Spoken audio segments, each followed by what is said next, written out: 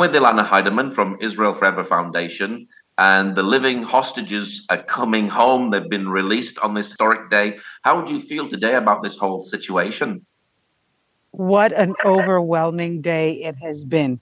I personally barely slept last night, and at 6:29 this morning, I already was just feeling the intensity of this real miracle that we've witnessed before us, that exactly 2 years on the eve of the Simchat Torah holiday, since the massacre took place on this very day, the living hostages were finally freed from captivity. And so it feels a little beyond comprehension. Everyone is crying. People have either glued themselves to the screen or multiple screens of different news feeds to see that they can capture every little word, every detail, every story of a family member so that we can feel with them. And that's something so unique about Am Yisrael and the Jewish people. We feel each other so intensely. There are, of course, those who went to accompany the hostage families, the extended family and friends at Hostage Square in Tel Aviv and in Jerusalem. But you should know that even in small towns around the country, people would go into what we call the kikar, the circles, the roundabouts at intersections all over the country, waving flags and that are the Israeli flag and the yellow flag, a reminder that here we are welcoming, we stand together as one. So really, it is a tremendous day. And that's just the hostage release, not to mention, of course, the arrival of President Trump having miraculously made this peace process happen. There's really just, unfortunately, so much going on also with the deceased bodies not having been returned. And already from the early hours, Hamas has made their declarations of an intent for another attack and that the war is not truly over. So today is a day that will be marked in history forever and in our hearts as we watch it play out in the days to come as well. Yeah, today it's a very historic day because Israel has received their living hostages back. So there's no living hostages now in Gaza. You're a mother. How will the families of these hostages be feeling, do you think? Overwhelmed with joy, concern for the well-being of the hostage. The terrible tendency is to see the hostage released and say they look good, or when the hostages say on the phone calls was something very odd that took place. The second round of hostages who were released made phone calls to their parents over WhatsApp video, handheld by Hamas terrorists. And Hamas terrorists were dictating to the families of the hostages that they should spread these videos everywhere, because the psychological tactics employed by Hamas from day one continue to be at play. And so these families have been on such a roller coaster through this psychological abuse that they have endured. And they're faced also with the physical condition of the abuse their children have endured. So I think the mothers, and we are hearing their cries, and we are seeing the father of Bar Hupperstein, whose father learned to walk and talk again so that he would be able to stand and welcome his son from captivity, and his survivor grandparents who were there to welcome him, Bar Cooperstein. And so you have these incredible family stories. And as I said, the uniqueness of our Jewish people is that we do feel each other as extended family. Mothers, I saw also, were remaking their beds. They had not touched the bedroom of their child in 2 years. But upon their welcome, they went and they changed the sheets. So there's a lot of symbolism also in the way that these families are receiving home their captives back to freedom. It's really a powerful thing. The siblings and the children, the two young children of Omri Miran, who, they grew up not knowing their father. And there's another captive who's only meeting his son for the first time. So the role of the mother was carried also through the strength of the community that built themselves up for her and with her to help keep her strong so that she could stand there today, every single one of these mothers, and welcome her son home. There is great joy. We've seen Hostage Square where they're celebrating, but there's also great sadness as well because not everybody's coming home alive. Have you received any dead hostages yet? Now we're still waiting for them to be released? At the moment, we're looking at very few, 4, maybe 6, 8. We don't know. But while some would claim, and Hamas is attempting to blame Israel for this, that it's because of the bombing that they are unable to retrieve the remains of the deceased. Unfortunately, we also know it's a ploy, yet another psychological tactic. And the 4 nations are going to be coming together to send units with bulldozers to try and recover all of the remains. It basically excuses Hamas from the responsibility. And Hamas has already started to dominate the streets of Gaza. And they have started to execute individuals who they believe were collaborating with Israel. They are abusing people openly in the streets, and they continue to use the children as their human shields. So we don't know about the bodies of the deceased, and this is a real concern for every single one of us. Many have already started taking down their flags and not wearing their pins, but this means that there are 24 hostages remains still in Gaza as of right now. Could be that more will be discovered in the coming days. It does mean that the parameters of this deal have already been violated by Hamas, and yet they will succeed because of their very intricate media propaganda campaign that is funded even by the very mediators who are trying to who made this peace process happen amongst the Arab nations. You know, they are continuing to feed the world with the lies about Israel and Jews, and they're calling this a victory. Think about the irony there. So they've been saying that we're committing a genocide, but by returning the hostages and the war is over, now it's a victory. So there's something amiss, and we need to be very, very wary. And yes, that's why we're worried.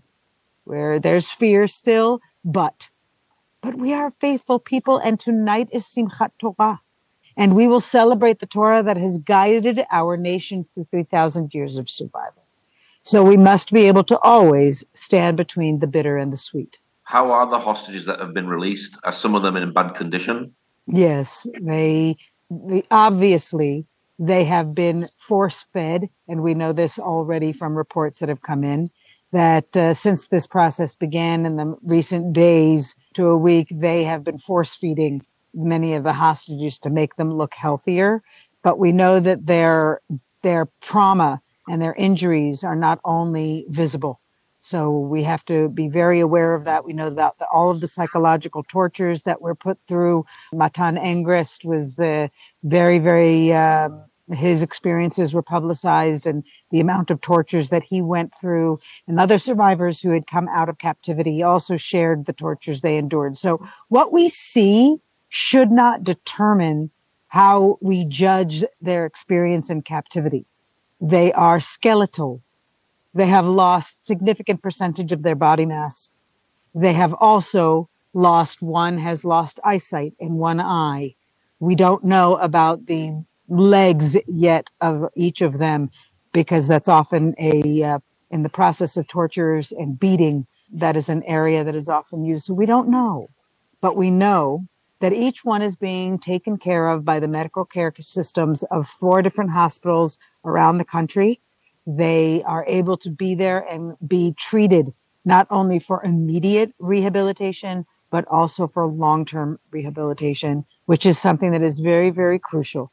We are seeing in Israel an increase of suicide amongst those who survived October 7th.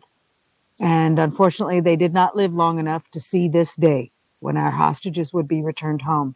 And we have to make sure that every single one of these hostages is taken care of, and their families, and the soldiers. We cannot forget the soldiers who made all this possible. And it is quite easy for people to sometimes kind of take the soldiers for granted, and we must not, because they are very much to be thanked for their effort and everything they did to bring this miracle about. It's a very happy day It's a very sad day. Is it a very fearful day? 250 life sentence terrorists are going to be released. Let's expand the number to be realistic. There are 2,000 terrorists being released. 2,000 with blood on their hands being released. People who murdered friends of mine. People who we do not know necessarily what kind of reception they're going to have other than being hailed as heroes, which only encourages them in their return to terror. So we know that 2,000 terrorists have been put back on the street. The fear is there, so is the faith in our security systems and in our network to see what we can do to mitigate the dangers and to prevent these individuals from taking more life. However, that fear, as I said, is always palpable for us.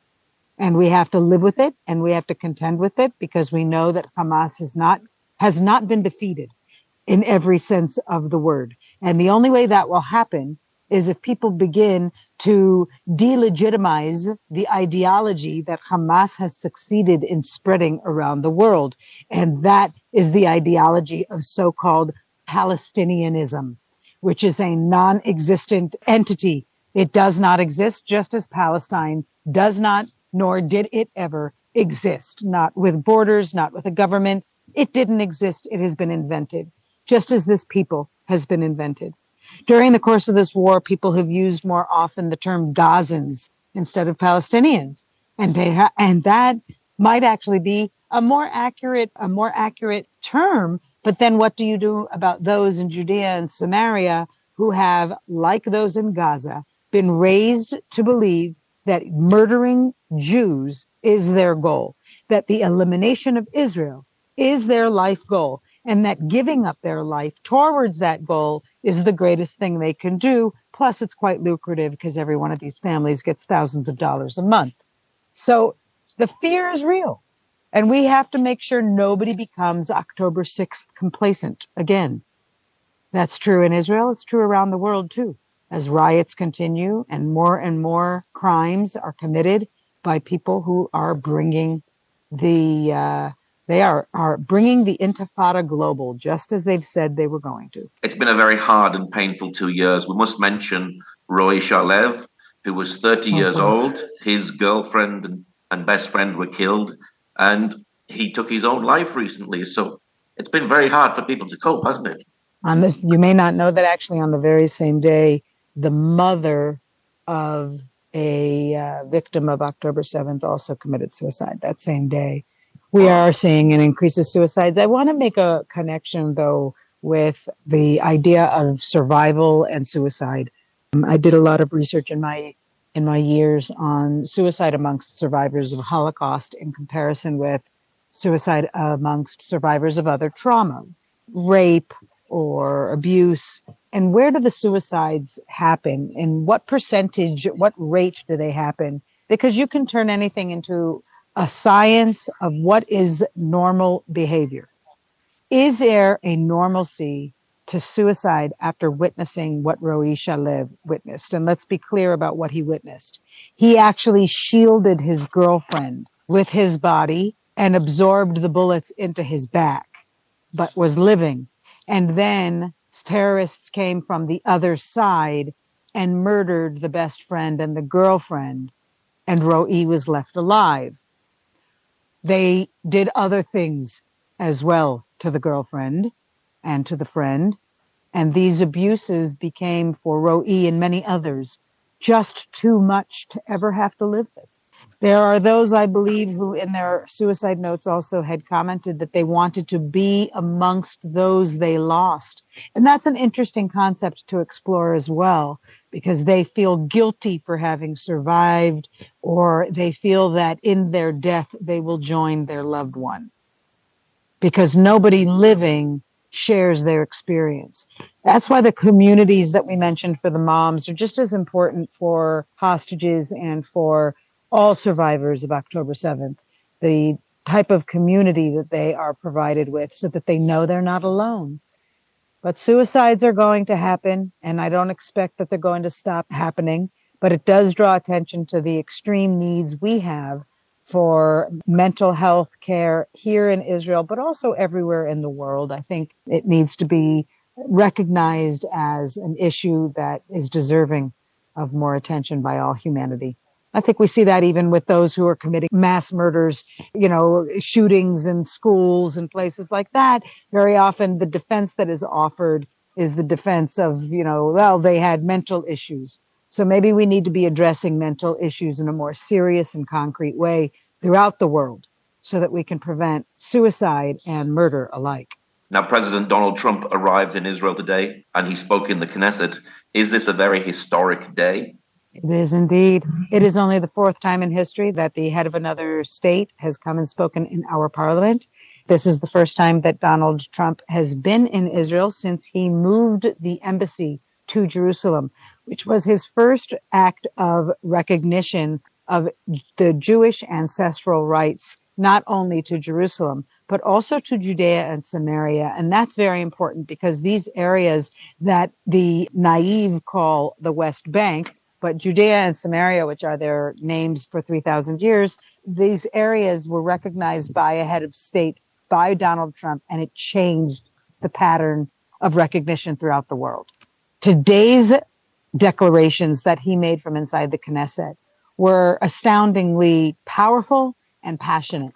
And he provided for Israel an understanding of not only who he is, because he's quite a funny individual with a wonderful sense of humor and an ability to navigate the serious and the uplifting within mere moments of the same speech. And he was able to do that here at the Knesset, prior to which, of course, many members of the Israeli government spoke praise of this historic day. What does it truly mean? There's even a gematria, the Hebraic numerical system of luck and mysticism. 7 plus 3 plus 8. This is the 738th day since October 7th. And 7 plus 3 plus 8 is 18. It is the Hebrew significance of Chai, the numerical value of Chai, life. So on this day, this historic day, President Donald J. Trump made history. And so did Bibi Netanyahu right alongside. I think this is a diplomatic relationship that should never, ever go overlooked. And it should never be discredited because of people's derangement syndromes, how much they dislike Trump and they dislike Bibi. At the end of the day, this is history in the making. And in 100 years from now and 1,000 years from now, they will still be talking about this day. This is only the beginning of the peace deal. Are you hopeful for the rest of the deal? I want to say yes, because we are a people of hope. I am hopeful that it will lead to good things. I do not believe that the completion of the deal will be an easy one. I don't believe Hamas is going to live up to their bargain. I do think that they maintain an image of control simply by virtue of their terror tactics. They do not, I believe, have any number-based significance, right? They lost 57,000 terrorists were taken out over the course of this war. And by the way, let's do a calculation for a second.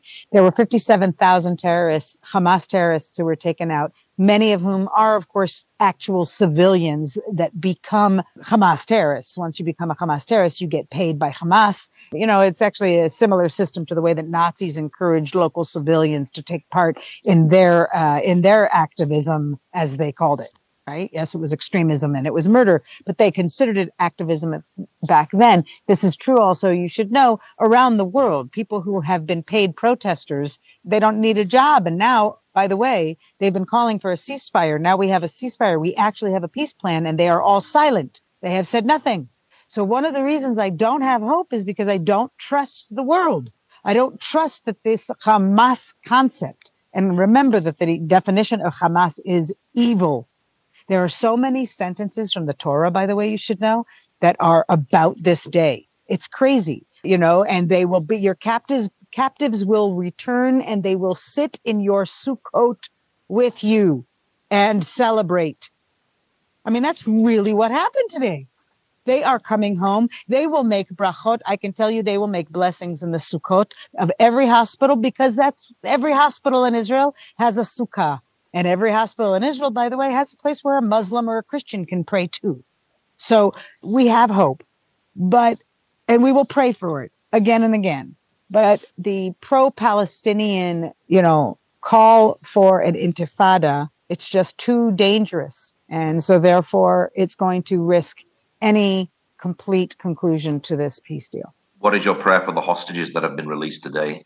Wow. I pray that they find peace in their heart, knowing that for 2 years, we have been fighting for them in every possible way. And each person took it upon themselves to do something every day. That was part of what my goal was with our organization, Israel Forever, and our global community of virtual citizens of Israel, encouraging people to do something every day. And by the way, that should not stop. We still have hostages that need to be returned to their families for a proper burial. Otherwise, Hamas will continue to hold them captive, and they will continue to use them as bargaining chips. You should know, by the way, that right before the final hours of the peace ceasefire, there was an attack by Hamas on an army base, and they announced that their intention was to kidnap soldiers. So kidnapping continues to be a tactic.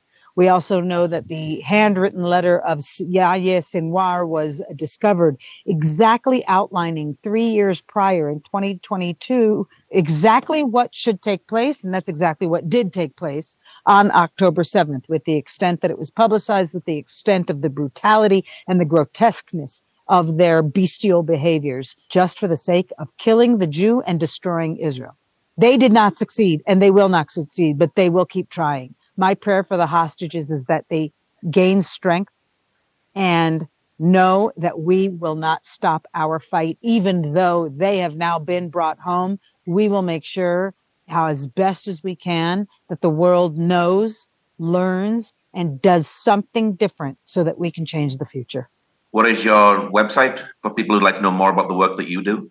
Come to follow us on Israel Forever Foundation on Instagram and every platform. Our website is israelforever.org, where you can find a wealth of resources, and you can join our global community of virtual citizens of Israel to find new ways that you can apply your interest in volunteerism, virtual volunteerism, and building communities local and in the cloud so that we can all be doing more. This war, this is just a chapter of it. But the global war continues, and we must never, ever, ever give up this fight. We know that those that are out there in your streets, they are thirsting for your blood. While you teach your children tolerance, they're teaching theirs how to slit your throat. They're teaching theirs how to rape and get away with it as resistance. So while we do more today with how our hearts are hanging on our sleeves, we're waiting to no longer wear these yellow pins. Once every single captive who has been murdered, they should be returned. But we know that we will always wear our Star of David. We will always wear the Magen David, which is our symbol of pride, and our menorah, and all of our symbols that we carry in order to make sure all of humanity is welcome in the house of God. And we are here to help you and help everyone make that happen. We at Israel Forever, and every Jew around you that you can connect with and build an alliance with. That's how we will continue to save the world, so that these hostages become a lesson for the next generation, and hostage taking can be never, ever, ever accepted as a 2 years we've been fighting. If on October 8th, the world had demanded that Hamas release the hostages, if every year, every month, every week since somebody had demanded, well, that's what our job is for the next generation. We must know to make our demands heard sooner and not let the extremists and the terrorists dominate and dictate how human freedoms are honored and celebrated. Our freedoms last forever, and so does the nation of Israel. Come visit israelforever.org, and I'm available for personal consulting and presentations in your community and with resources that you can use, because this battle relies on all of us for the sake of God and for the sake of man. Well, Ilana, thank you very much for sharing today. Thank you, Paul. And Simchat Torah Sameach. Everybody in the world, every believing Christian in the world should also be celebrating the Torah, because without it, where would we be? We would be in an evil world. So let's all have this great appreciation and find a few words of Torah you can learn today.